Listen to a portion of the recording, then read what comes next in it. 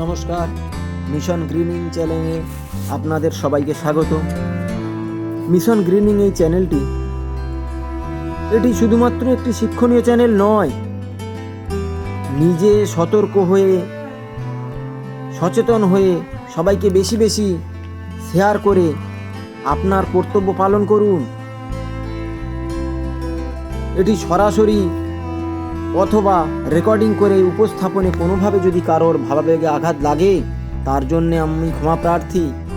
আঘাত নয়, শুধু সচেতন, অপচয়হীন, দূষণমুক্ত, বৃক্ষে সমারোহে সজ্জিত সবুজায়নী লক্ষ্য আসল উদ্দেশ্য।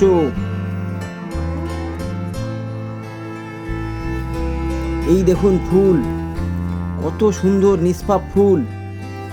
এরকম ফুলের মতো শিশু, আগামী প্রজন্ম, এদের বাঁচতে দিন দয়া করে।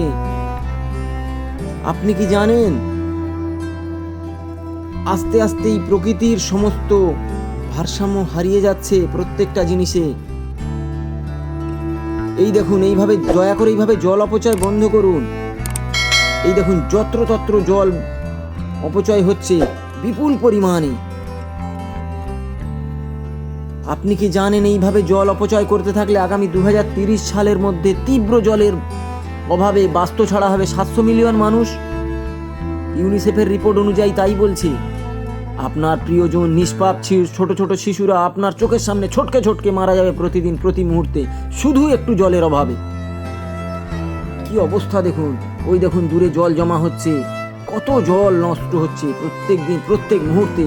আর জনসংখ্যা বৃদ্ধির কারণে চাহিদা মেটাতে সরকারি নির্দেশ উপেক্ষা করে সঠিক পদ্ধতি না মেনে প্রয়োজনের অতিরিক্ত জল তুলে মাটির নিচের জলস্তর প্রায় শেষ, তাই যেখানে সেখানে আর্সেনিকের মতো বিষাক্ত জল বেরিয়ে আসছে।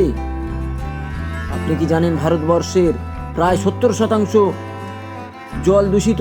122টি দেশের মধ্যে ভারত 120তম স্থানে রয়েছে নীতি আয়োগের 2000 রিপোর্টের অনুযায়ী।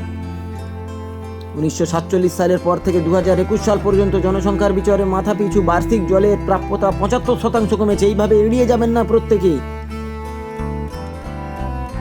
হাত ধোয়া, গাড়ির ধোয়ার জন্য প্রচুর জল অপচয় হয় প্রতিদিন। প্রত্যেকে টয়লেটে 1.5 গ্যালন জল নষ্ট করা হয়। ব্রাশ করা, মুখ ধোয়ার জন্য 4.5 গ্যালন জল, মুখ খোলা ট্যাপের কারণে 4 গ্যালন জল নষ্ট হয়। তাই দয়া করে অনুরোধ করব, মাটির তলার জল না তুলে এভাবে নির্মল পরিবেশ, সে বৃষ্টির জল ধারণ করুন। এইভাবে পুকুর, এই দেখুন কত সুন্দর পুকুর জলাশয়গুলো সরবরাহ করুন। পুকুর জলাশয়গুলো, নদীগুলো যেন না কোনোদিন কখনো দূষিত পদার্থ বা বর্জ্য পদার্থে পরিপূর্ণ হয়ে যায়। দূষণ ঘটাবেন না। প্রত্যেকের কাছে অনুরোধ, বৃষ্টির জল ধরুন, সঞ্চয় করুন।